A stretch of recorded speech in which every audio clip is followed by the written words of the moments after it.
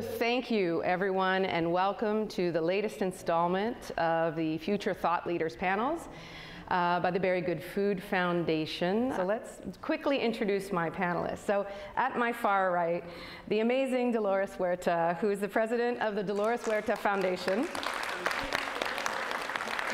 Co-founder with Cesar Chavez for the United Farm Workers, and has received multiple medals from various presidents along the way. And she's also singularly responsible for the phrase, "Si se puede," which, as you all know, Barack Obama co-opted and used in his first presidential campaign. So thanks for joining us, Dolores. Always a pleasure. We next have Fernando Sañudo, who's right here in Vista. He's the CEO of Vista Community Clinic. He's the 2014 Latino Champion Award Health Professional of the Year with a Master's in Public Health. Thank you so much, Fernando. Next, we have Jillian Barber, who's the Program Manager of Community Benefits and Health Improvement at Sharp. She's the co-chair of the Advisory Committee, Community Health Needs Assessment, with a master's also in Public Health. So thank you for coming, Jillian. On my right is Paul Watson. He's the president and CEO of Global Action Research Center. He's a guest lecturer at UCSD in the Urban Studies and Planning program. He's a master's of science, of Science and Health Sciences from Springfield. So thanks for joining us. We're looking forward to it. On my left is Darren, otherwise known as Farmer D. Jaffe. He is the founding director of Coastal Roots Farm.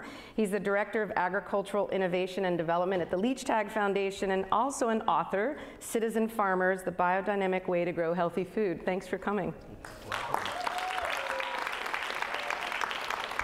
And last but not least, at least for the moment, is Rose Hayden-Smith. She's a historian and editor of the UC Food Observer, which I suggest you all follow. She's the author of Sowing the Seeds of Victory, and she's the Bradford and Rominger Award recipient in Agricultural Sustainability Leadership for 2013. Thank you for joining us, Rose. Our final panelist today will be Dave Murphy, but he will be arriving late. We're going to start the conversation, and he'll join us at the end.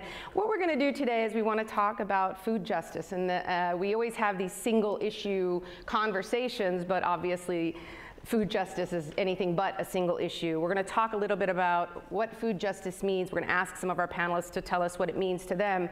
We're going to talk about sort of the fundamental underpinnings, disparity, poverty, food insecurity. Then we're going to talk about the health risks. We have some healthcare providers here. The health risks that relate to food insecurity generally, and more specifically among farm workers who not only have the same dynamic, but in addition, as we all know, are subjected to additional toxins and so forth. And then we're going to end, hopefully, on a high note, and we're going to talk about solutions. We'll talk about public policy, sort of larger national and statewide regional fixes, and also community action. So, and we have some community activists here. So we'll have, hopefully, quite a diverse conversation for you. And again, anytime during the conversation, if you want to tweet in a question, the hashtag is FoodJustice421. I want to thank also our virtual audience out there. I believe we're being Facebook Lived on both the Very Good Food Foundation Facebook page as well as Curator. So all of you folks out there, you can tweet in questions as well. So let's get right to it. Let's talk a little bit about food justice. Who'd like to take a stab at defining for me what food justice means to them? Oh, am I going to have to call on someone? Well, I could start. Please. In my organization, when we think about food justice, we're really seeking to ensure that the benefits and the risks of where, what, and how food is grown, how it's produced, how it's transported, how it's distributed, how it's accessed, and also eaten, that it's shared fairly. So it's a real simple piece for us. And by doing that, then the work that we do around civic engagement is really getting residents involved in determining what that fairly means and what it looks like. And how far are we from that goal? There's a lot of work that we still have to do. So basically, I think of it fundamentally as the right to grow what you want to grow, sell to whom, what you want to sell, and to which market you'd like to sell it, and to eat, have access to healthy food. It sounds very simple, but in fact, it's anything but. Anybody else want to chime in just in general on the sort of fundamentals of food justice? Sure. I believe that food is a right, and I think that the United Nations, the special food provocateur, Halal Elver, has come out very strongly about that. I believe it's a right. I believe that people have a right to food that is culturally appropriate, that is grown sustainably, and people all along the food chain, I believe, have a right to be compensated fairly for it. I think we live in the most abundant food nation that the world has ever seen, and we need to find a way to fix this. Now, in the current era, it seems that we deal a lot with food insecurity issues as a matter of charity for nonprofits and other sorts of activities. But is this really appropriate? Should this be a matter of charity, or should it be a matter of policy or justice? Anybody want to jump in there? Please. I think we have a lot of policies that we have to change. I think there's many, many levels of food injustice that we have to correct. Number one, and I'm speaking now from my experience as being a negotiator when I was with United Farm Workers, is that so many of the employers that I dealt with, they would talk about the planting, the harvesting of food, what kind of a deal we can make. So it's about profits, it's not about feeding people. So I think that the whole way that we look at food and distribution of food, we have to look at that very differently. And so food needs to be looked at as nutrition and as a sacred product that everybody should have, and that we shouldn't think of food as just being a product for profit. The other thing is when we think of food, but we also should think of our food as healthy food. And when we see that we in the United States of America, we have the highest cancer rate in the world, and we know that a lot of this cancer rate the cancer that people are having to suffer from is coming from the poisons and the chemicals on our food and the way that we grow our food. And I think that these are like very significant damages that are being done to our children, to people's health, and that we really have to think of what policies can we enact to make sure that our food is safe. I personally believe that all chemicals that are used on food, the economic poisons, this is what pesticides are called, economic poisons, the fungicides, everything else, that should be governed, and I know probably not under this administration because they're already, taking some of the pesticides that have been banned and bringing them back. But eventually we should really look towards having all chemicals, any additives on food should go through Health and Human Services. Take them out of the EPA, take them out of the Department of Agriculture, and we have to just have a whole new concept about our food needs to be safe and it needs to be healthy, as, of course, the people that actually, produce the products. And I don't know if everyone in the audience knows this, but one of the many things that you've done in your life in your work with the farm workers was your organization, and that movement was responsible for getting rid of DDT, which was at that time one of the really horrific pesticides used that created a lot of health risks. And we need to see that sort of movement again, because we may have gotten rid of one, but we haven't cleared the field of the toxins. Yes? Actually, there were many pesticides, we call them the dirty dozen, that we were able to get banned. But unfortunately, many of the pesticides that we got banned here in the United States, they shipped them over to Mexico or Central America. And then, of course, we get a lot of our food that is imported from these countries. So the pesticides that we ban here are actually being used over there. The deformities and the cancers that we were seeing here are now happening over there. So it's also, I think we have to look at food as a worldwide concept. Not because in the United States we probably have the capacity to feed so many other nations. And then the other thing is that we're trying to impose our agricultural systems on other countries, which maybe our systems do not fit in. This mass production of food that we have here in the United States. For instance, where I live, we're in the grape jungle. We ship, I guess, over almost close to 80% of all of the grapes in the United States come from the Central Valley of California. And so, we're thinking of these mass production of food, which maybe, again, might make it cheaper, but is it healthier? I mean, I think that's what we have to look at. Well, and that gets to the point that you raised at the beginning, which is how are we sharing the risks and benefits? It's cheaper for some, but the risks to those who are growing it, who live in the communities where it's grown, they're substantially greater. And I think that's sort of that's when you get at the heart of this issue, which is there some amount of fairness or equity in the current system? And I think it seems like everyone here gives an unresounding no to that question. So we're going to talk a little bit. You raised a lot of issues, and we're going to start a little bit with food insecurity. And I think this is an important issue to talk about. What does that mean? You know, what is food insecurity? What does it mean? How are we doing in that regard? Anybody want to pick up the?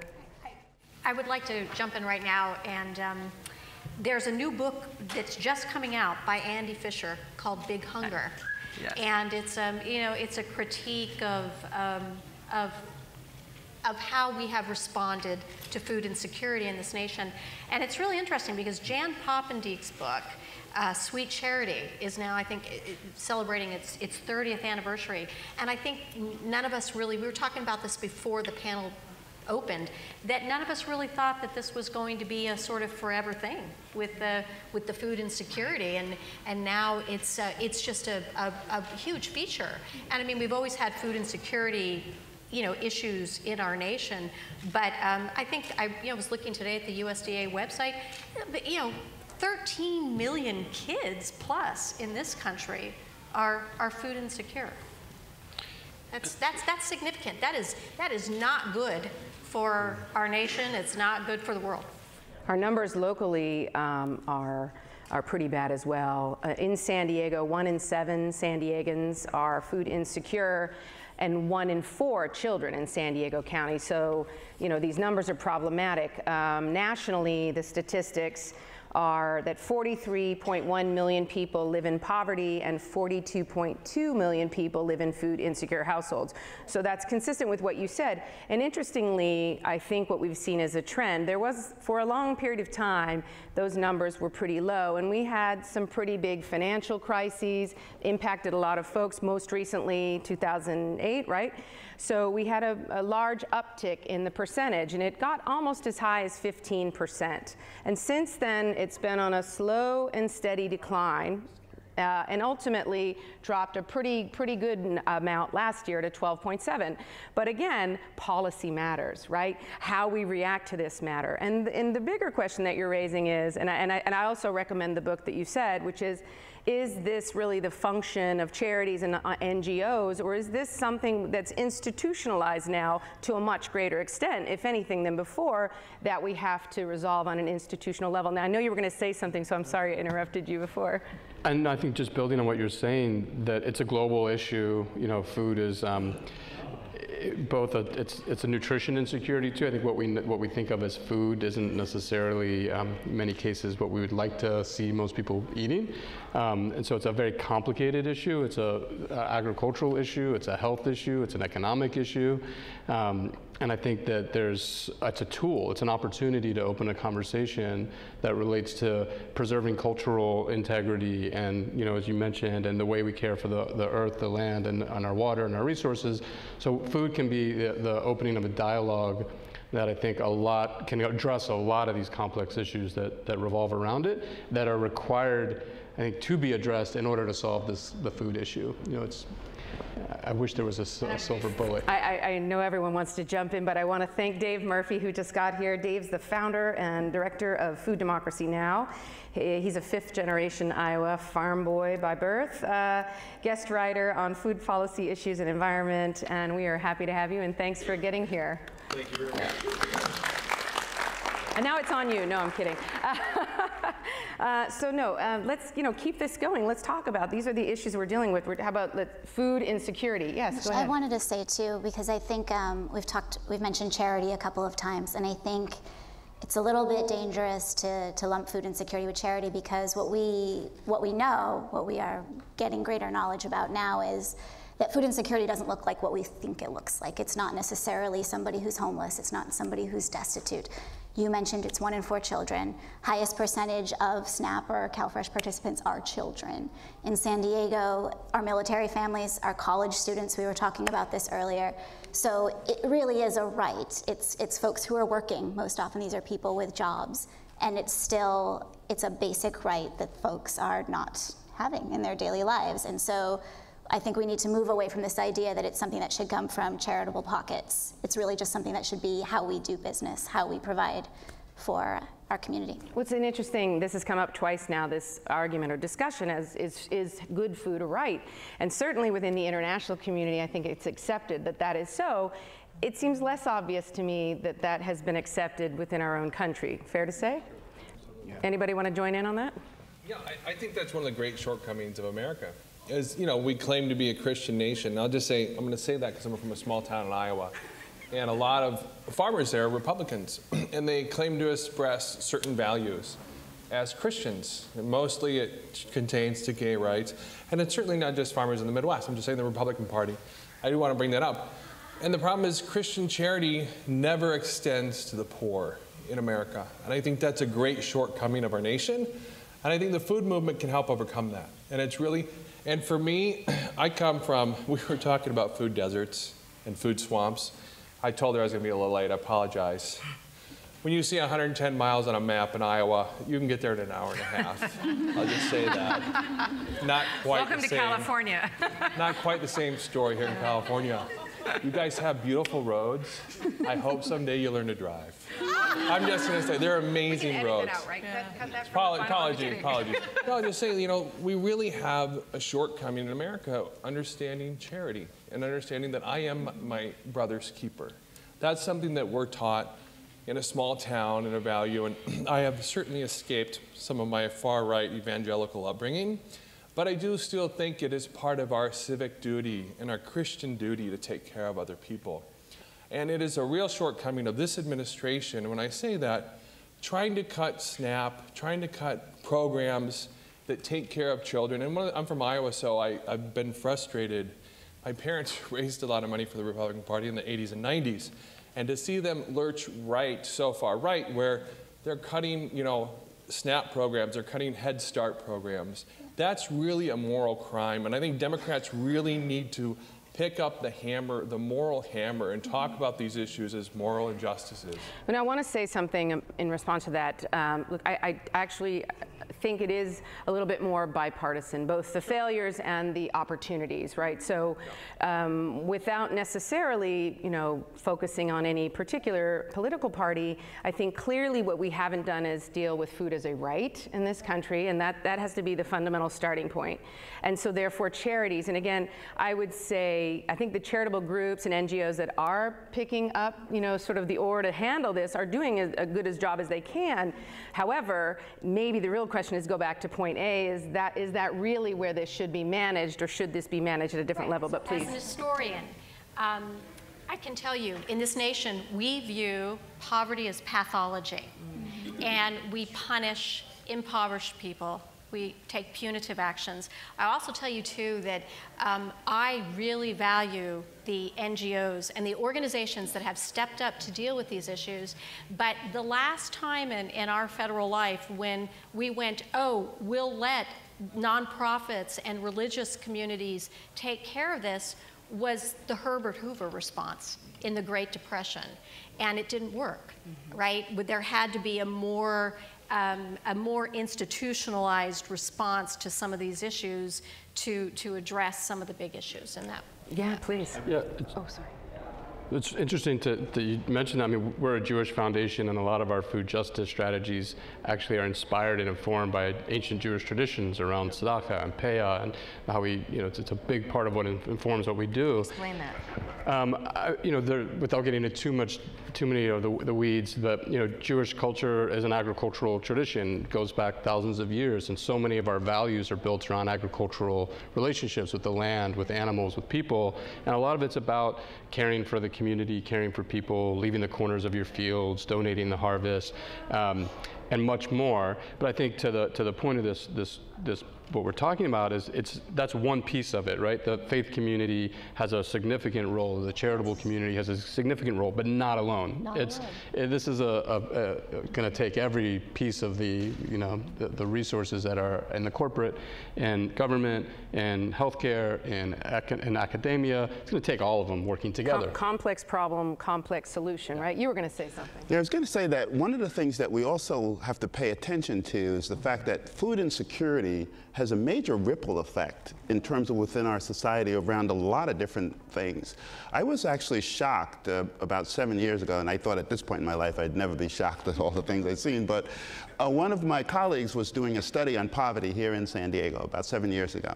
And so as he was interviewing families, something came up that I was surprised about, and that they were saying that some of the parents were concerned that because some of their children were being recruited into some of the local gangs, and the recruitment tool that they were using was quality food. Wow. And I said, wow, I mean, that just stopped me in my tracks. You know, you think about money or, you know, drugs or anything else, but no, it was food, because they didn't have access to that. And so the gang was saying, if you work with us, and we'll give you the money that you can actually get quality food. Well, that tells you just how deep the problem really is. You know, that is the problem, that we have neighborhoods in this city, in this area, in this state, and in this country. For example, 1 million Californians live in an area where it's at least a 20-minute drive to the nearest store with fresh produce. And this is not just, you know, limited to California. It's a nationwide issue, but that's what one calls a food desert. And he mentioned the term food swamp earlier, but food swamp is a corollary to that, which is it turns out that the neighborhoods that tend not to have grocery stores in them with good fresh produce also have a plethora of convenience stores and fast food and things that are packaged, processed, and not, you know, necessarily as healthy for you. So that's a real issue. I mean, if food is a recruitment tool. Yes, Fernando. No, I was just going to say, going back to the whole food injustice and really looking at putting a face to the situation that we have.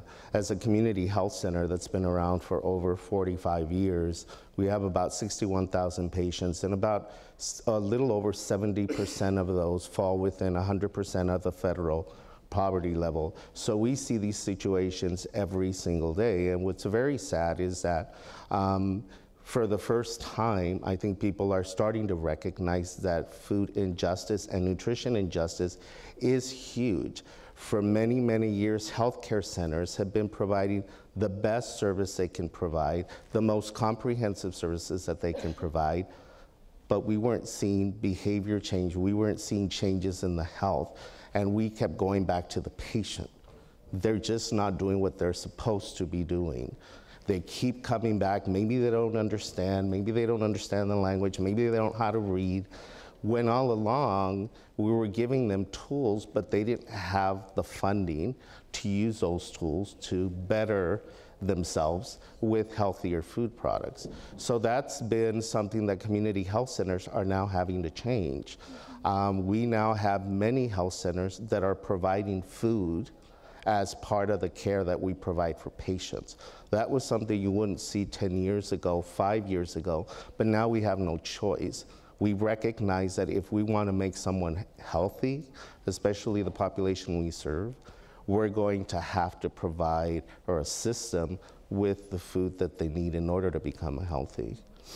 Mm-hmm. Yeah, I think this is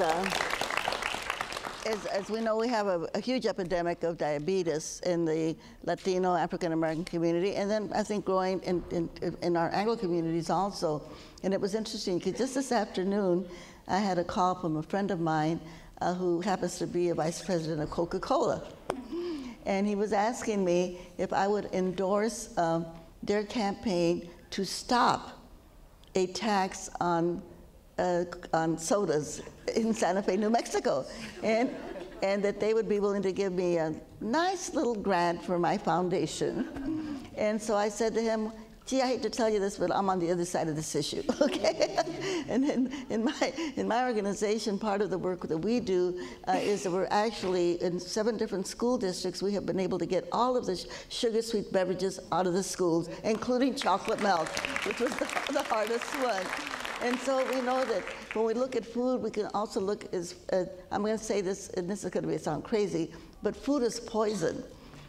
Food is poison, because we know that when people have diabetes and they eat the wrong kind of food, they're just going to go blind or, you know, lose their limbs or whatever. And we again, looking at policy, in our food policy that we have, Department of Agriculture, we subsidize meat, you know, we subsidize beef, and we subsidize poultry, but we do not subsidize vegetables.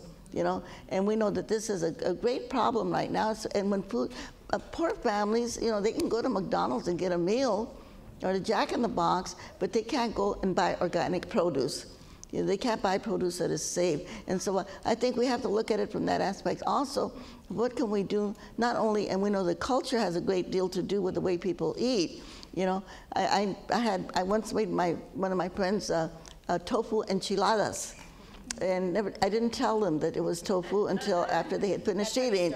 Yeah, and you know, and I made a brown rice casserole instead of white rice, and didn't tell them until afterwards. And they thought it was great, but they never knew. So you know, we have a lot of work to do to change people's behaviors on eating, but then also to really step up to our government and say, you've got to subsidize food that is good for people and not just the beef versus. Yeah. I wanted to see if you wanted to add anything, because I know the report that you gave us showed this direct correlation between food deserts and higher rates of obesity, diabetes, heart disease, and cancer, and showed as well that food insecurity was sort of at the top of the list of sort of health risks in the client that you serve. So tell us a little bit about that. Actually, first, I would like to go a little bit on the diabetes information that Rosa gave, because there's this phenomenal researcher out of San Francisco. Her name's Dr. Hilary Seligman, and she helped to inspire a lot of the work and the eye-opening that's happened within our healthcare system as well about this intersection with hunger and health.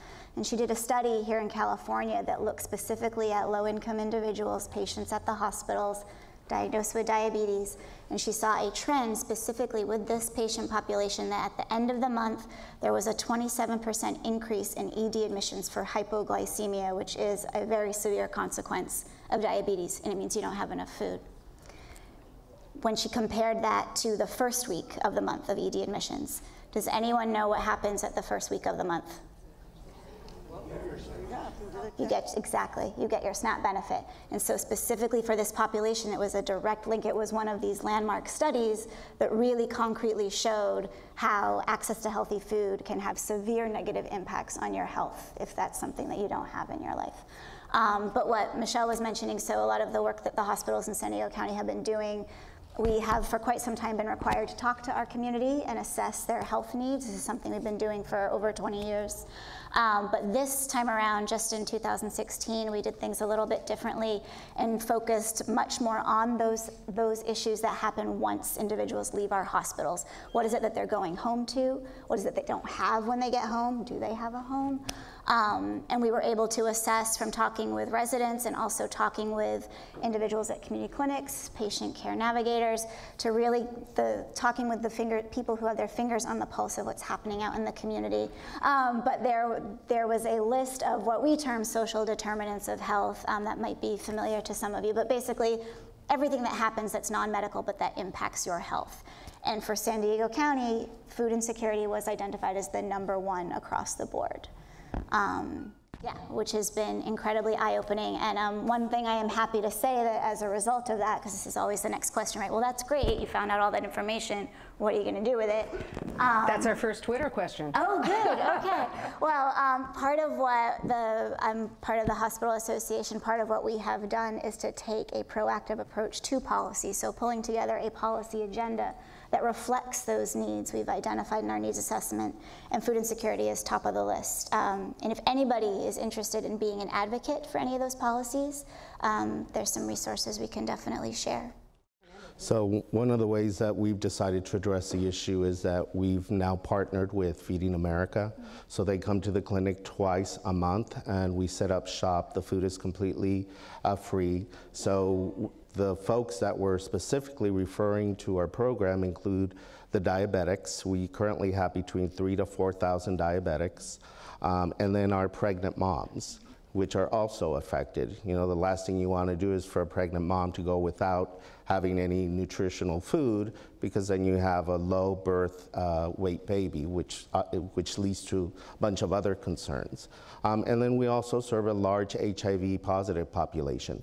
So it's something that we've been providing now for probably the last year and a half. Most recently, I want to thank personally Coastal Roots for the work that they've done, because they are now introducing vegetables, fruits and vegetables to our population. And the great thing about it is that the folks or our patients that access these vegetables are allowed to pay whatever they can. So if they can't pay anything, they're still able to take something nutritional home.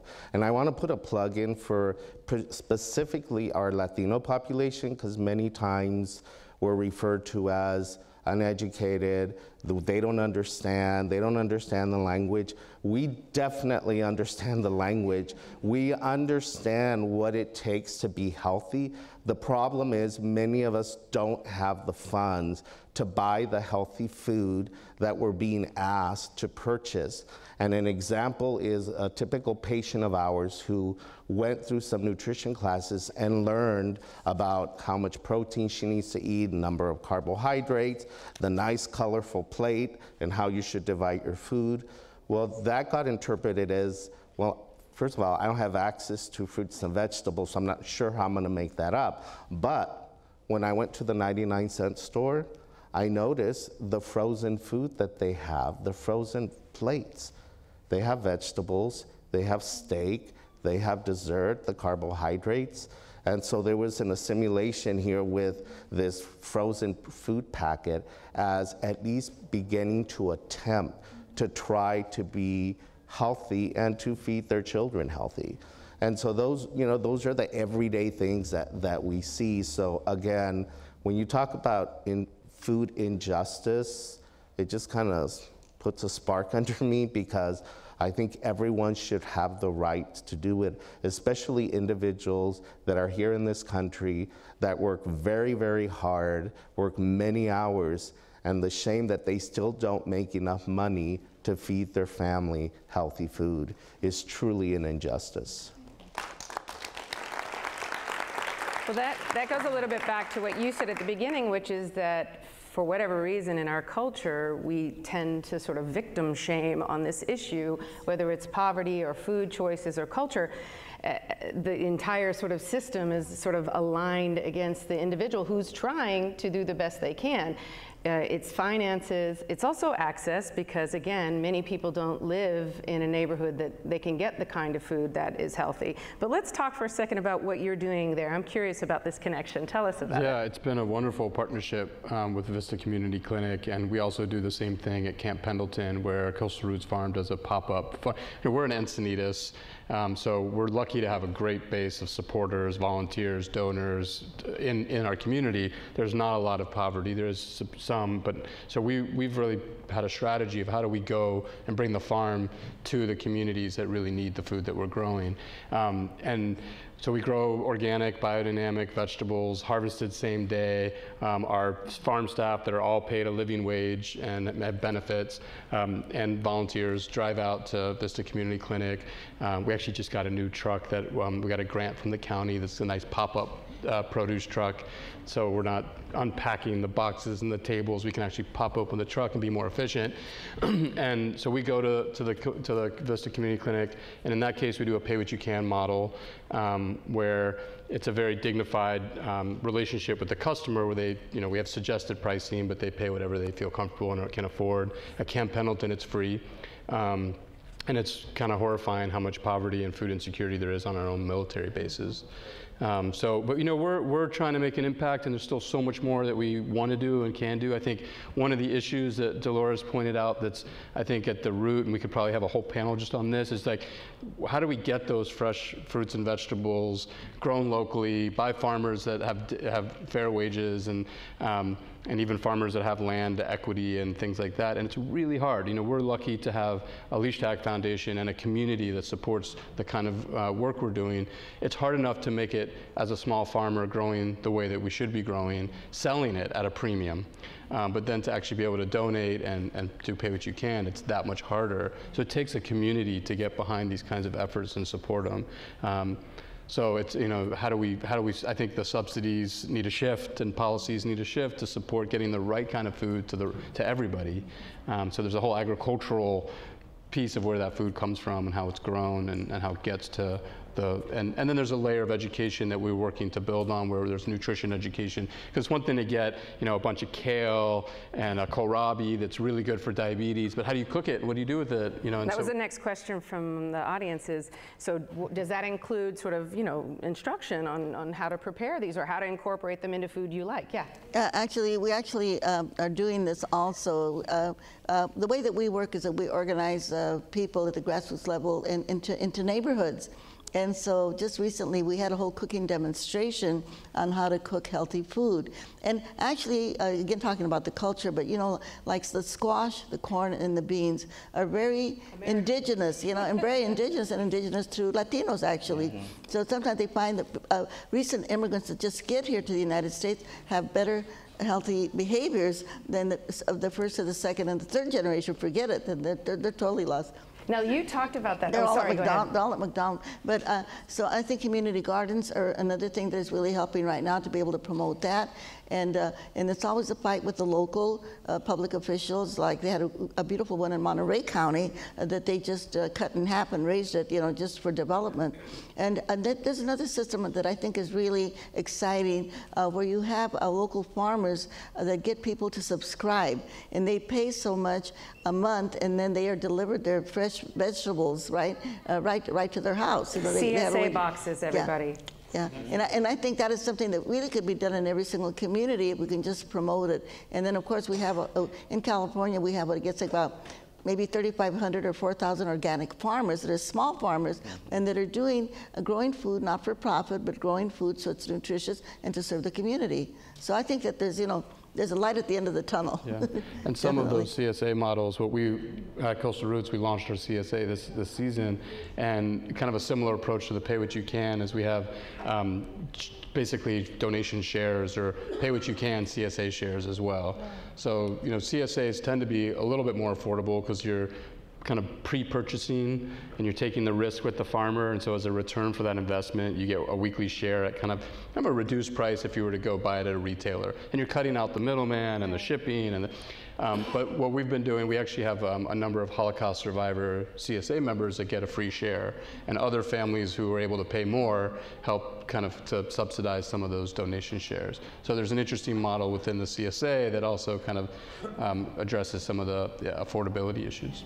Now, we know that some of the farmers markets now can take SNAP benefits and WIC benefits, certainly in our community and around the country. I don't know yet if that's extended to any of these CSAs, but clearly the CSA seems to be the best bargain in terms of an institutionalized process. Farmers market is probably just after that, and then you get a little bit more expensive as you go sort of up the food chain. But that's an important thing, is that we need to have affordability, access, and the benefits that are available, we need to make sure that they can be spent as easily on fresh produce at a market stand like yours as they can be on what's cheap and available in the corner store and not necessarily as healthy, right? And Fernando, you were going to say something. Sorry, go ahead, Rose, go. Well, a couple things. Cooking. Yes. We're starting to want to cook again, but we don't really know how to cook, many of us. We lost a generation. We lost, at least one generation. And one of the things that's really encouraging me right now is that there's a movement towards teaching kitchens, which actually goes way back to like the settlement houses, right? Hull House, stuff like that, teaching kitchens way, way back. And I think that's encouraging on college campuses too. The University of California is doing these cooking classes and then also doing farmers markets and things like that on the campuses, which I think is really a wonderful thing to do. And then gardens. And I think about even, I write about victory gardens in World War I and World War II, and the power of communities and individuals to garden. And I garden a lot, but that actually makes me buy more from farmers because you grow a bunch of stuff I can't grow. And so they're the experts. They're the experts, right? And so I actually end up buying more from farmers. And one little thing to add to that, I think, teaching someone to fish, right? This whole philosophy, it's like if you can teach someone to grow their own food, it gives them their own tools, and the most affordable food is to convert a $3 packet of seeds into, $100 worth of veggies in your front yard, and that's something you do, and there's passing out with your intergenerationally with your kids, and in a community garden with the community has multiple other benefits but one of them clearly being that you can kind of take control of your own food production, and that's a... Did you have something to say? No, Okay. I was trying to ask, I turned to you to ask you a question. You mentioned something about using food stamps or to buy SNAP at farmers markets. And that was an important public policy gain. Is the White Way Foundation? Gus Schumacher was really behind. Well, I can't, I'm sorry, I'm mixing them up there. Yeah, Gus Schumacher, who was a former, I think, not deputy secretary, head of foreign services, agriculture under Clinton. He had, in his retirement years, he never really has retired. He's full-time, he's in his late 70s at least. I mean, just saying, Gus Schumacher, and they really wanted to get fresh fruits and vegetables on SNAP payment. And so I think the last farm bill, and then they worked closely with Secretary Vilsack to try to get that smoothed out. But I love, Dolores, that you were called by a Coca-Cola executive, because I think it's really important to introduce the idea of how our food environment is so controlled by corporations and corporate advertising and corporate influence of philanthropy. I'll just say that's something that we've seen in Iowa. Iowa's got a lot of corporate ag front groups. I'll just say, like, so the important thing about the soda tax is the media has played an unfair side in this story. They really, I mean, soda should be a treat, but everyone here drinks it like it's, I say in Iowa, we almost think Coca-Cola is safer to drink than our well water. Yeah, and also bottled water is safer to drink than your well water because of pesticides and fertilizer runoff. But the amazing thing is the story this week just came out, Berkeley soda's tax, 1 year in, 10% drop in sales for soda. That's terrible for a soda company maybe, but it's really good for families. It's really good for children that are no longer hopefully going to be tempted by that. And the more important thing is there was a 16% increase in water consumption. I mean, that's huge. So the funny thing is, in the way the media tells a story, I helped do the GMO labeling battles. I'm not sure if anyone's familiar with that, but I know you are. But so here's the thing: it's corporate influence that sways public opinion. They mislead the conversation on science in the media, and it's really small gains like that we can do as citizens that can have a major impact. And I would just thinking of Gus Schumacher working tirelessly behind the scenes to get this SNAP. I can't remember what they call it. It's like this. Double up. Yeah, okay, the double up bucks. You forget so much in this work. I mean, you forget what you used to know. So I can't remember. But I'm just saying, like, it's really important to support public policy. And the Farm Bill is a major piece of legislation where you as a consumer, even if as Wendell Berry says, everyone who, eating is an agricultural act. And my philosophy is eating is a political act as well. And so every time you buy something, you're supporting a system politically and legislatively, even though the media will not tell you that story. And I'm just saying, like, so the problem in these small towns in rural America, what I've seen is we used to have grocery stores. We used to have decent grocery stores. I lived a block south of Harlem. When I came back 10 years later, I realized that there was no difference between the food that was being sold in these small towns. A lot of them lost their grocery stores. There's a Walmart 20 miles away, so everyone drives 20 miles to that Walmart. Now, they do have good, decent food at Walmart, but the question is, we've really decimated food economies, and even people in rural Iowa, the Midwest, it's not a food desert, it's a food wasteland. So talk about subsidies influencing policy. Iowa is corn and soybeans. When in the 1920s, they used to have the largest apple orchards. And so because of public policy, they've made it so all the fruits and vegetables are grown in California, and then all the corn and soybean commodities are grown in the Midwest. Yeah, and if you ever want to learn more about diversified farming systems in Iowa, how they were and how they're not now, read Deborah Fitzgerald's Every Farm a Factory, and got all these charts about, Iowa was like orchards, and it was very different than it is now. Now, we had a question again from the audience. Someone wants an explanation of victory gardens, because in today's world, first of all, many younger people may not be familiar with what that means, but more importantly, we've come full circle in the opposite direction, where we had someone in Los Angeles who got in trouble for planting gardens in the median strip, right? That wasn't permissible. So tell us a little bit about victory gardens, what they were, and then maybe how we get back there. I'll be really brief, because there's actually a really wonderful book out there that I wrote. And but I'll be really brief. And so, they're 100 years old. They were actually started out as Liberty Gardens in World War I, and the idea was these very real concerns about food as national security in the United States, and there wasn't a very organized or coherent food system, and Europe, of course, our allies were starving, and so there was it started out as a grassroots effort, then was sort of picked up by the government to encourage home, school, community, and workplace gardens. And this happened in World War I. It was such a success. And actually, it got readopted in World War II. And the estimates in World War II were that during 1943, probably 2 to 3/5 of Americans were estimated to have had a garden. But I'll tell you what was really interesting about how wartime drove food policy in this nation is the first federal curriculum as we would understand it in the United States was during World War I, and it was called the United States School Garden Army. And it was the federal government rolling out curriculum to teach urban and suburban kids how to grow food because it was viewed as being an essential part of American citizenship.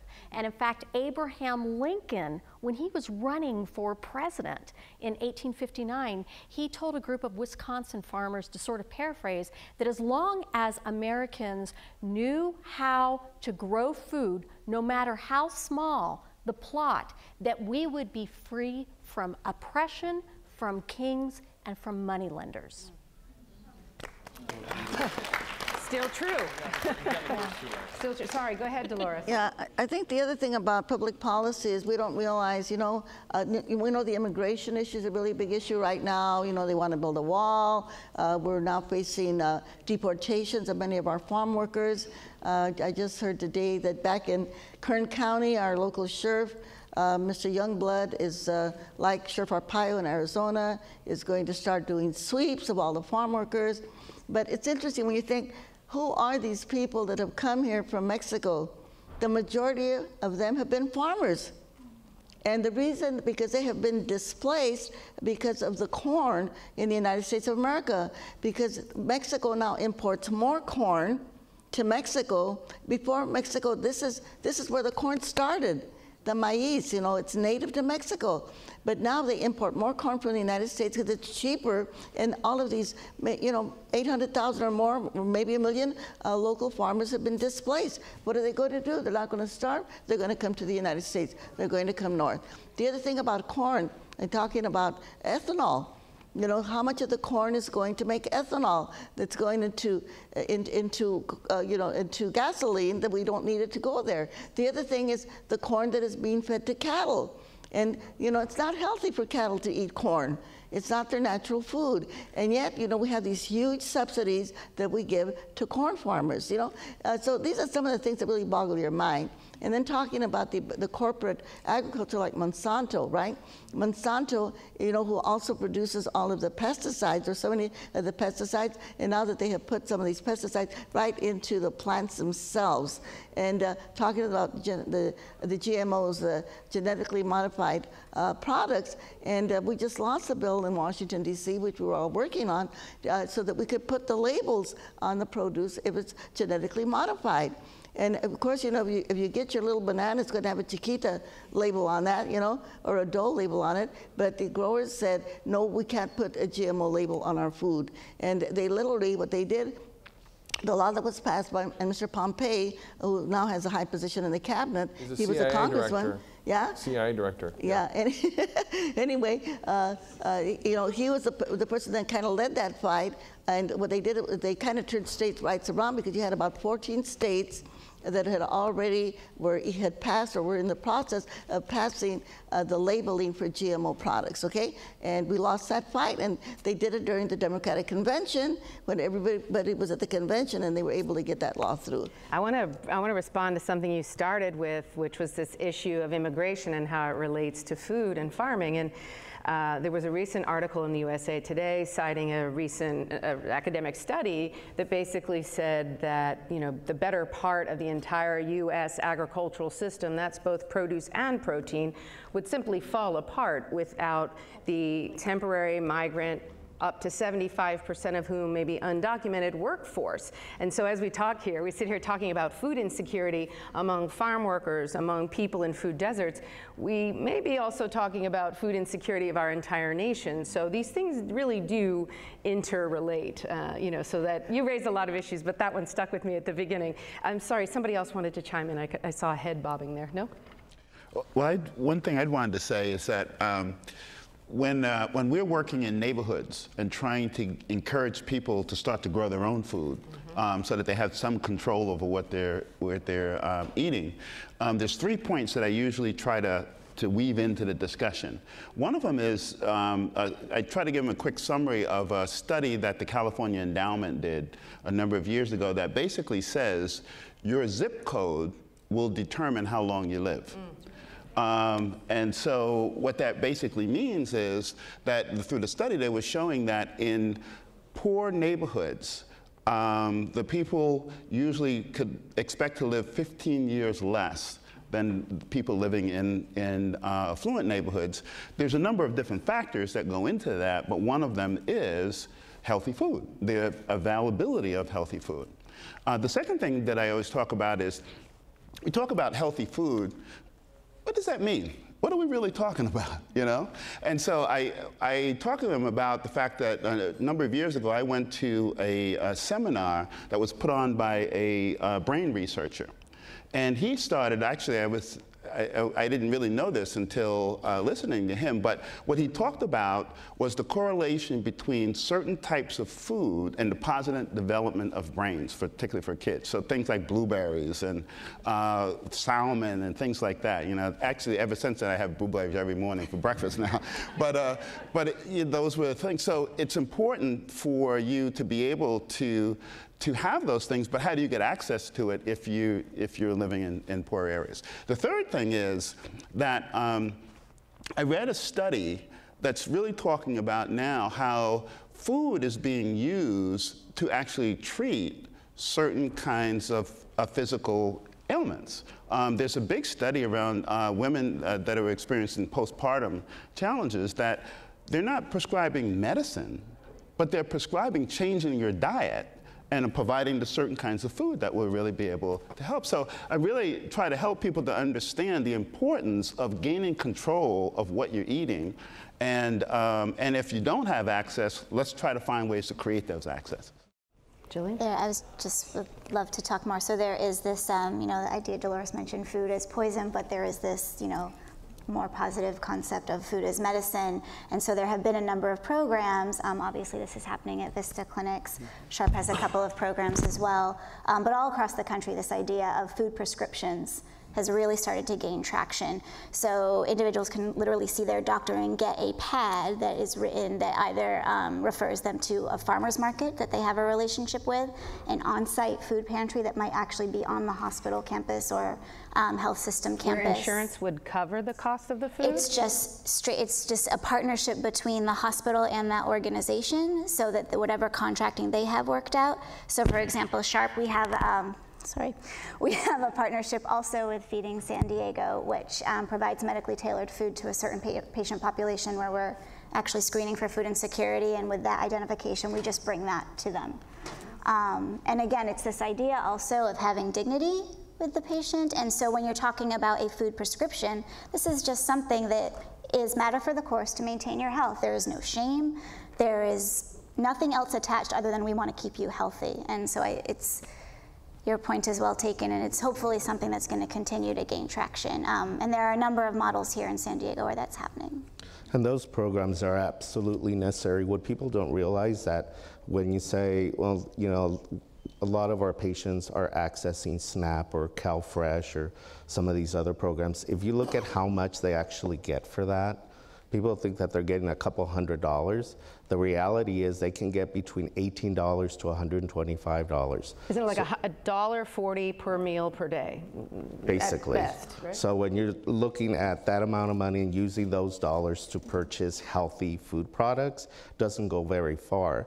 The population we haven't talked about yet is also our senior population. So the seniors, if you look at what they're getting between $18 to $54. So try to imagine what you can do with that money in 1 month and see what you can purchase with that amount of money. So when people think that we're already serving this population by giving them these EBT cards that they can go and purchase stuff, they'll probably last a week. And that's why these programs continue to pop up because it's needed. And otherwise, these folks are never going to get any healthy food. And especially with the senior population, another policy challenge is if they are on SSI, they do not qualify for CalFresh, which is another huge issue. Well, seniors is one group that's very more affected than the average person, and the other one is that mothers and children, in particular single mothers with children, are the group that's hardest hit by everything we're talking about: food insecurity, lack of access. And I would challenge anyone to try to, get a healthy meal on $1.40. It's not so easy. And we had a question from the audience. It's a little bit of a follow-up to some of what we've talked about earlier, which is this issue of some food is cheap while other food is not so cheap. And you gave the example, I think, or Dave, about McDonald's, right? So when I travel in an airport, I always bring food with me because I can never find anything in there that seems edible to me. And I noted that there's one thing, they usually have celery and hummus, but it's like $18 to get 2 packs of celery and hummus, like this much celery and a tablespoon of hummus, whereas I could get 5 Happy Meals for the same amount of money. And now that just logically what we know about growing plants to feed animals, and then there's some produce in that meal as well. How is that possible? Somebody want to talk to me about how it is possible? Well, I think Dolores really hit it, which is the subsidies, and it's a global issue. And there's a whole conference dedicated to the true cost of food, and it's so complicated. The social impacts, the environmental impacts, the transportation costs, the health impacts. It's very difficult to measure, so it's a little hidden. But when you really start to unpack it and really see how harmful the poisonous food that is kind of the mainstream, the standard American diet, the SAD diet, so to speak, fast food, big ag, it's horrifying. I mean, it's for me, when I realized, I had a very short personal story 22 years ago, as a freshman in college, I was eating a turkey sandwich, and I'm like, for some reason, I'm like, where did this thing come from? I'm like, who grew it, and how did they grow it? And I just went and kind of poked around and followed my turkey sandwich, and it was horrifying how far that traveled and how much chemicals and how the farm. So just a simple. So I think we need to educate people about where our food comes from, how it's grown, our relationship to it. That's one way to start. But we have the other levels, the policy. So people can make choices, and the market can drive change. Again, it comes back to this complex. We need all these pieces of working together. But yeah, a lot of it's at the policy level, because if we keep subsidizing it. And some of the best work that was done about the food mile was done at the Leopold Institute in Iowa. Which was just defunded. Just defunded this week by the Iowa Republican legislature. The Senate, yeah. Yeah. Tell us about the work. Well, you and I both have done work. Please. Yeah. No, go ahead. You go ahead. Well, you're from Iowa. So the Leopold Center for Sustainable Agriculture is a pretty amazing organization. It was started in the belly of the beast of modern commodity agriculture in Ames, Iowa State University. And I'll just say the Obama administration had an antitrust hearing there, and we had it on seeds. The building at Iowa State University that we had it in was donated by Monsanto and DuPont. So I'm just saying that's kind of who owns those universities there. And they really had, I think Fred Kirschenman was the founding director. So Fred Kirschenman is, ironically, he has a PhD in religion, and he's a very smart academic scholar, but he has 4,000, he's a farmer as well. He has 4,000 acres of organic farm in North Dakota. So Iowa is blessed to have an intellectual giant in our midst that understands the real negative impacts of commodity agriculture. And I wanted you talk about subsidies. How do subsidies change the landscape for farmers and the environment? And I would just say, so we've subsidized corn to lower the grain costs so the farmers can afford that. We subsidize the soybeans so the farmers can afford that feed cost.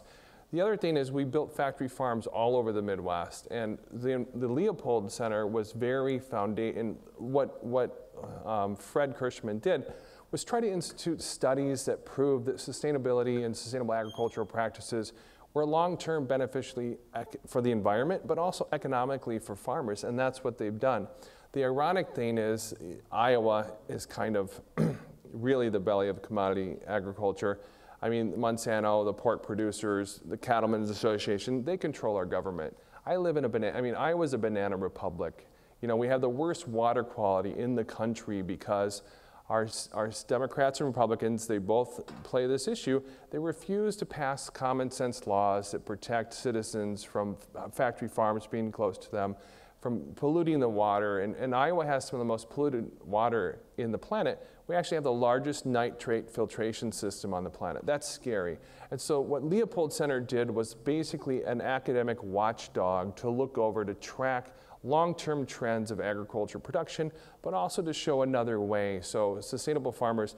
And one policy question I want to go back to is, so how do we subsidize commodity industrial agriculture? In Iowa, one of the ways they did it, and they did this in Washington, D.C., the Iowa Farm Bureau, the Iowa pork producers, working with the national pork producers, they convinced members of Congress that they should give $350,000 to someone who wanted to build a factory farm.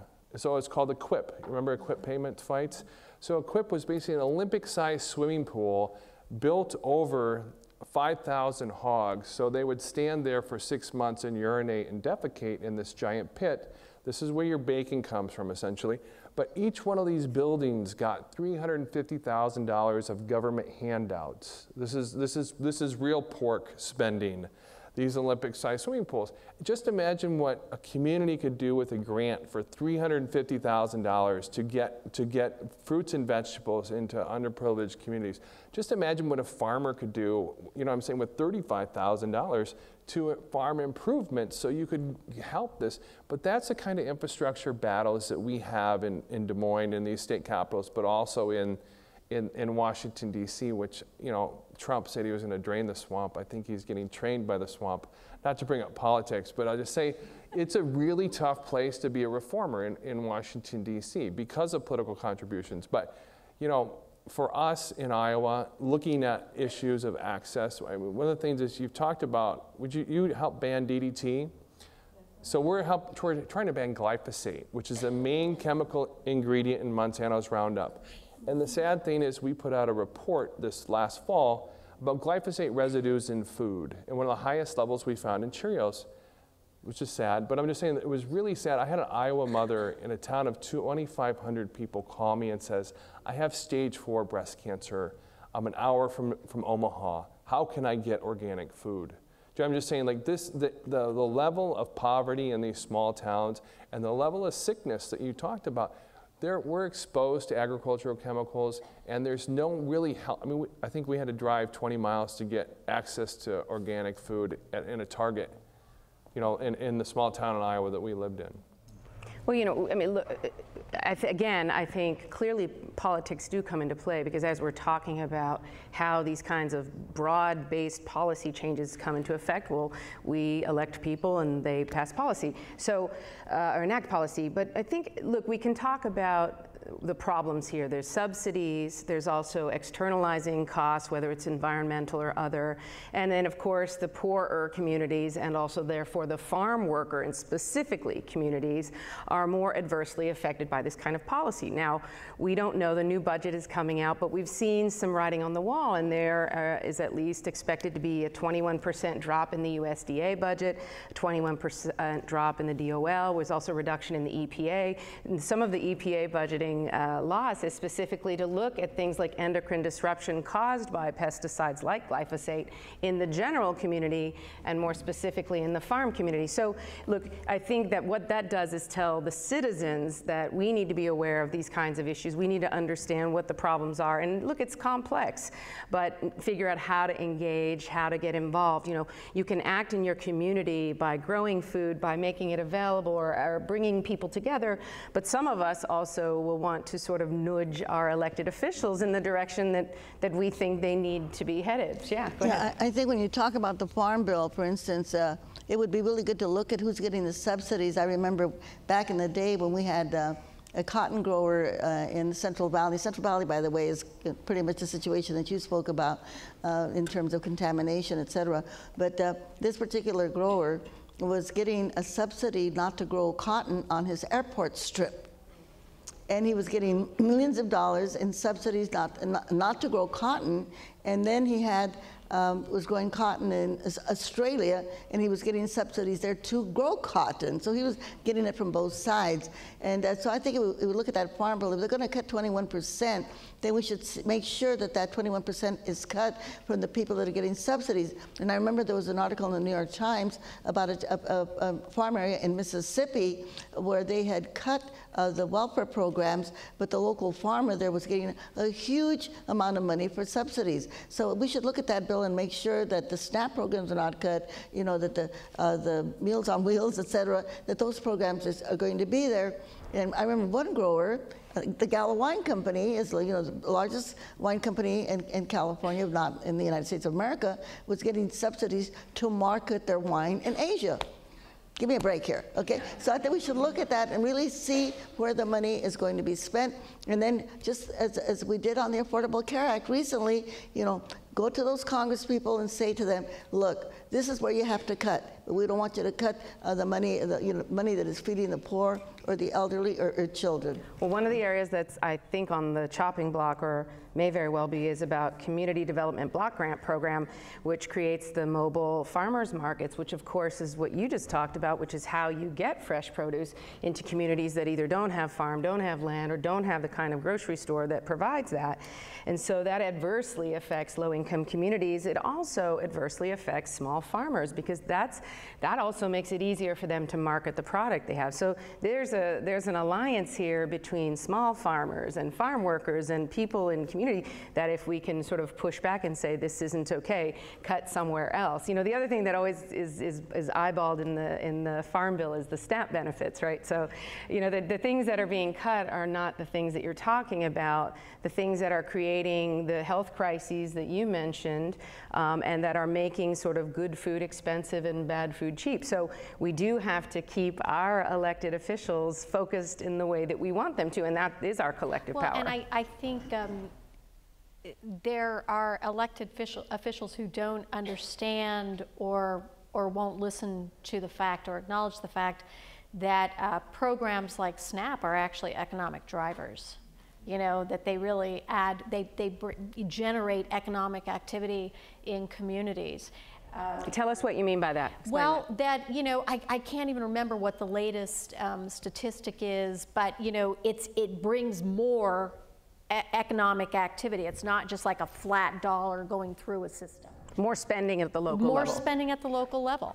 And it's important, it's an important economic dynamic. And I also worry too in the new Farm Bill about, you know, in the proposal about whether beginning farming, those programs which have been really successful and new farmers. Right. Because what's the median age of farmers? 70? 57. Oh, well, it might have gone up to 58, yeah. Okay. But it was 57. Right, so we are not growing as many new farmers as we have retiring farmers, right? Because of all the things we just talked about. And cutting that program, which sort of helps new farmers get started, is also, I think, counterproductive in what we're talking about. Yep. I just want to go back to the point you brought up. In Iowa, the idea is that agriculture is an economic generator. So the phrase or the numbers that we throw around is every dollar that's spent by a farmer in the local community and made turns around 7 times in that economy. So in 2000, Food Democracy Now! We started in December 2008. By February 2009, we had a meeting with Secretary Tom Vilsack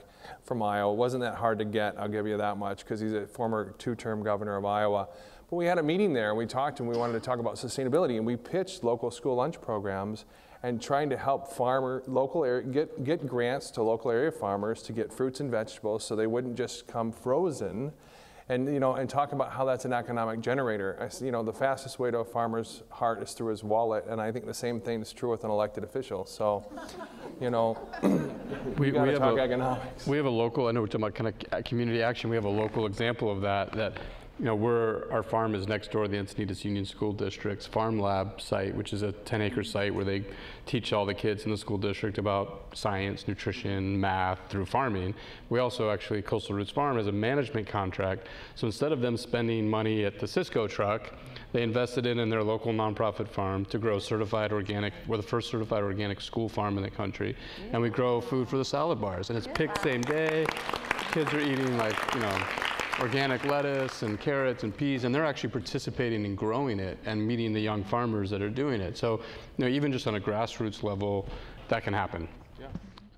Well, it's interesting too that you mentioned the school lunch programs, because that's another program that's on the chopping block in order to get more money to pay for the wall. And one of the things that's interesting about that is that there's been studies that have shown that for some children, that is the only healthy meal that they get on a daily basis.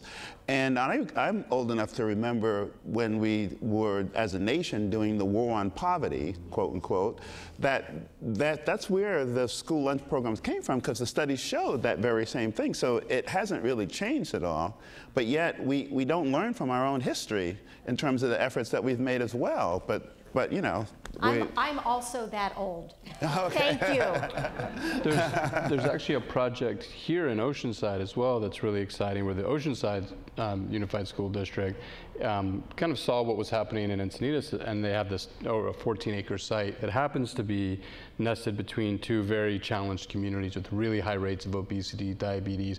And when you look at the neighborhood, right there is the 7-Eleven and a liquor store, and there's no good food. It's the food poison, you know. And so, you know, we're looking at with Vista Community Clinic and Interfaith Community Service and the school district and the community, and coming together to say, how can we grow food, teach kids, create jobs, and get good food into this community on a piece of school property that it's otherwise pretty much abandoned and useless. So, you know, there are hopeful, I think, opportunities even right here in our backyard. Well, that's what I was going to ask you, because you are doing something that's pretty great, and I also have heard about what's happening here in Oceanside. And how would you talk to other communities to say, hey, you know, you can do this too, you know? Well, you know, we're helping in whatever way we can share some of the learnings that we're having, and we actually work with projects all over the country. So there's an interesting movement. Agriculture is the new golf. You know, we're not building neighborhoods around golf courses anymore. In fact, many of the golf courses are trying to be reimagined into farms. And so, you know, throughout the country, we've been working with mostly master plan developers, building communities and preserving substantial amounts of land for agriculture, a community farming that ties to a school, ties to an assisted living and senior living facility, you know, feeds that community, localizes that food system, and brings people together around food to teach and learn and share. And so we're seeing this trend taking off right now. The Urban Land Institute, ULI, has got a big initiative, food and real estate initiative, because this trend is growing so fast. Well, there's one in Davis, the Cannery in Davis, and it's this partnership, and it's this master plan community around a farm. A really high-end example would be Serenbe outside of Atlanta. Which I actually started the farm there 15 years ago and lived there. You know, and that was one of the... And one of the big issues is, you know, again, is those farms tend to be in the higher end communities. That's right. And so what we're working on and what we're trying to do at Coastal Roots and in our neighborhood is really innovate, experiment, try to learn what are these best practices. A lot of it's about building strategic partnerships.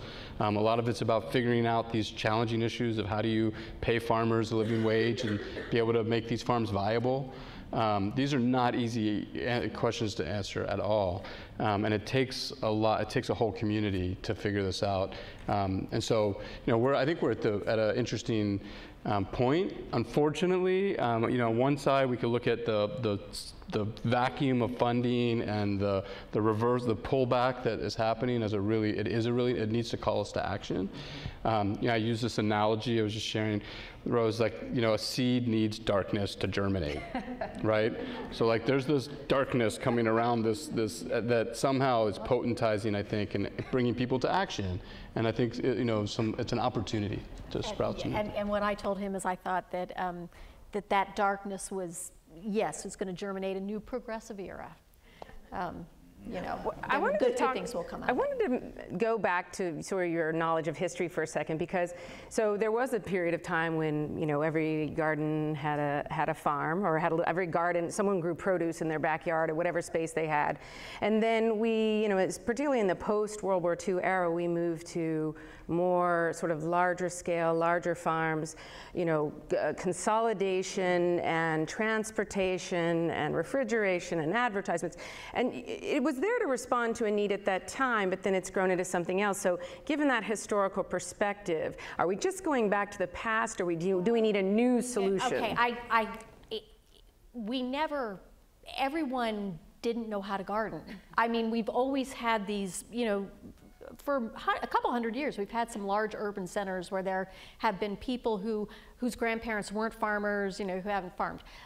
You know, the post-World War II era is really interesting because, you know, there are a number of factors that sort of drove, hardened that impulse towards larger scale agriculture. One of them was actually a result of a World War I trip involving Dwight Eisenhower, who was tasked with heading a convoy across the United States to test road readiness, and was appalled. And one of the things he signed into law was, you know, a National Highway Act. So while the Russians are tossing up Sputnik, we're building highways. And that helped consolidate it. A lot of the things about the nature of World War I and World War II and the way that they massed people and moved population around the United States also sort of created, contributed to the creation of a processed food culture. A lot of those technologies actually came out of war. And also the suburbs, the defense industry, and also it's really interesting, you know, my parents, we always had a vegetable garden, and my grandparents were huge gardeners and, you know, came from farming families, but sort of in the 60s and the late 50s, my dad moved our garden into the backyard because the front yard was ornamental to compete with the neighbors, right? And but the sort of suburb and extension, and then the consolidation of food production, but traveling food mile. And the Leopold Institute did a really seminal study about food mile that I would encourage people to dig up. When was that done? A long time ago. Under Fred's leadership. Under Fred's leadership, yeah. Is it 1,400 miles or something like that? Yeah, well, I think, you know, I think that we're going back in some ways to living in community more. I think people also have gotten so in their phones and in their cars, and they need social interaction. You can't buy food on the internet. You can't have experiences on the internet. There's just some of the few things left that I think people still can actually need to connect with other people, human contact. But at the same time, agriculture is going through a really interesting stage of innovation right now. I mean, ag tech and controlled environment agriculture and the way that food is, the tech world has brought so much innovation to agriculture right now that it's an unprecedented growth spurt, you know, in the way that farming's happening. So I think there's kind of these two polarities, actually. In some ways, there's this incredible science and innovation in agriculture. And at the same time, there's just going back to the kind of grassroots, community, sustainability, you know, and I think we need both. I really do. I think we need both in order to feed, you know, 9 billion people. But Amazon is piloting Amazon Fresh. So there would be some people in some neighborhoods that would never have to leave their homes, you know, theoretically, because they'd be able to have the fresh portion delivered. And that actually kind of scares me a little bit. It is. I tried it just out of curiosity. It was the amount of styrofoam was horrifying. Oh my God. There's other places you can order online, like thrivemarket.com. They have a model where they're trying to bring. It's a lot of processed organic food. I mean, they're saying that shelf-stable processed, you know, shelf-stable organic food, but organic and non-GMO food, and they're selling it for 25 to 50% off. And I mean, the funny thing is, people, you know, you can look at that and you're like, well, you're disconnected from your food. I'll just say that my mom, she goes 3.5 hours one way to get organic food once a month. My ex-partner and I, we used to travel 2 hours one way. So the first two people that called me when we sent out this email encouraging people to go to thrivemarket.com, my mother and my sister. And I mean, within an hour, I'm getting a phone call. They're like, oh, this is so great. I can now get organic food. Yes. There's no one size fits all. Yeah. I mean, I think that's the point, right? How it can be a part of a puzzle to fit in. Do you know what I mean? There's a lot of solutions, and it's not everyone's gonna order. I don't want everyone to order their food from online. I'm just saying it's an option for people. Well, and I think also too, what Thrive Market is showing us is that this interest in the food system is not coastal. Yeah. It's not coastal elites. And if you talk to them about who's subscribing, they're getting tons of subscriptions from the Midwest. And in fact, they've located, they found a Rust Belt community in the Midwest to locate their distribution center. It's a little bit and like so it's when, really interesting. When organic food became available at Walmart, and there was this struggle within the community, is this a good thing or a bad thing? On the one hand, people were concerned that it would alter the standard and blah, blah, blah, would reduce the quality. But on the other hand, organic food is becoming widely available and more affordable. So, you know, there's no perfect fix for this, but it takes all of these things, I think, together. So we've been on this side for a while. Dolores. I just wanted to, talking about the school lunches. Unfortunately, in many, many schools, the school lunches are terrible. And I know when we first started organizing in South Kern, which is an agricultural area, that was the first complaint that the parents had, was about the quality of the food that was being served. And a lot of that is prepackaged and it's microwaved, and they don't have people cooking the food the way that they used to when we were going to school. I mean, this is like a whole new thing that it's, you know, it's processed food and it's served to the kids. And so that has to be looked at. And I know that there's one of the chefs that did a whole documentary on this, and he went around the country and, you know, making them pull out all of the stuff that they were feeding these poor kids, which is, you know, not good for their health or, you know, for their nutrition or even for their study habits. The other thing about, one of the things about the subsidies, again, I'm gonna go back to that, you know, part of the huge subsidies that they gave were to the dairy farmers, you know, and the dairy farmers in our area, they really pollute the air. You know, Harris Ranch over there up on Highway 99, you know, they say you can actually see it, you know, from space, but I mean, the pollution from all of those cattle and the way that they're kept there is just horrible. It affects the air quality of the residents that live in South Kern County, all of these terrible. And the thing is, they give the subsidies to keep the price of the milk high. And we also need to tell adults, you don't need milk. You're already grown, okay? Stop eating milk. You know, I mean, you know, you can eat, maybe take almond milk or some other kind of milk, but stop eating, you know, milk that comes from a cow. You don't need it anymore. You really, really don't. And that's another big area of that. Not only could our quality be improved, but our health be improved, but also save more money that could go to subsidize, say, fresh produce. And then one other issue is food preservation. When we were kids, you know, we always canned the food, you know. You got the summer harvest and you canned the pears and you canned everything, spinach, everything, you canned everything. And people had your pantry. And I think that art is lost. People don't know how to preserve food. And you can do that through drying food or through, you know, canning it or freezing it. And I think that's another big area that we could go into our communities and so that food is not wasted. Because I heard something, and I try not to waste food after I heard this, but they say that a third of the methane, you know, that is affecting our air quality here in the United States comes from the food that we waste, you know?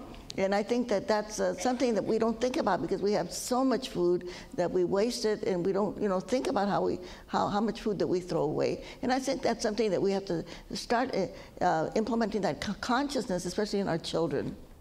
You know, I think you're absolutely right about that. I think also when it comes to affordability, right, if you buy what's in season, when it's high and in peak season, it's very affordable. And if you know how to preserve it and can it or whichever way you choose, then that lets you have that throughout the year and not have to pay the higher off-season prices. And the first part that you raised about dairy cattle, and I was thinking that this is a way in which technology is helping us. There's some scientists in Berkeley who are studying, for example, dairy cattle and how to minimize the amount sort of gas release into the atmosphere, and so to make it carbon neutral or even carbon negative. You know, there's one of the beautiful things is that good farming, as we like to say, which is not loaded with pesticides or chemical-based fertilizer, but sort of actual farming, may also hold the answer to climate change because it can sequester a lot more atmospheric carbon. It's time to wrap it up. If anyone has any closing remarks that they'd like to let the audience know, and before we end, one more, yes? I'm just going to say this, in terms of the dark period, that we think we're going through. I think we're definitely going to overcome it. But I was on a march the other day, and this young woman had a sign, and I want to share the words on that sign that she had. And I asked her who was she quoting this from. She said, I wrote it. But this is what she said. She said, they can cut all the flowers, but you can't hold back the spring. You can cut all the flowers, but you can't hold back the spring. So we are the spring, and we are out there, and we're sowing the seeds of justice, right? And of food justice, and those flowers will grow, and spring will come. And that is a wrap, ladies and gentlemen.